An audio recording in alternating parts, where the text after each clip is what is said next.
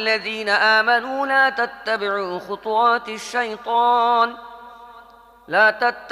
خطوات الشيطان ومن يتبع خطوات الشيطان فإنه يأمر بالفحشاء والمنكر ولولا فضل الله عليكم ورحمته ما زكى منكم من أحد أبدا ولكن الله يزكي من يشاء والله سميع عليم ولا يأت لأولو الفضل منكم والسعة أن يؤتوا أولي القربى والمساكين والمهاجرين في سبيل الله وليعفوا وليصفحوا ألا تحبون أن يغفر الله لكم والله غفور رحيم।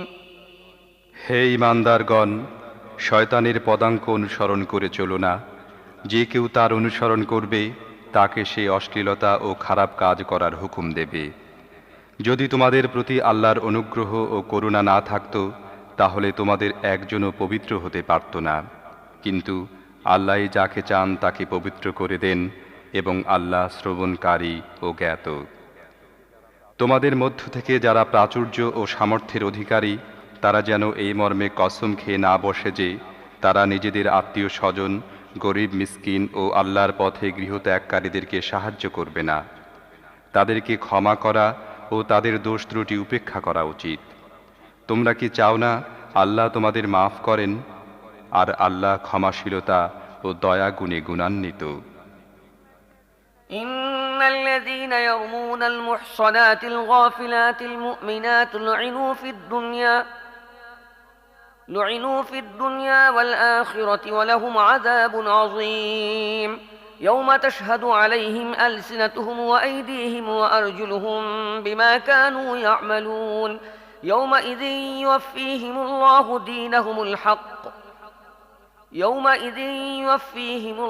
دينهم الحق ويعلمون أن الله هو الحق المبين الخبيثات للخبيثين والخبيثون للخبيثات والطيبات للطيبين والطيبون للطيبات أولئك مبرؤون مما يقولون لهم مغفرة ورزق كريم।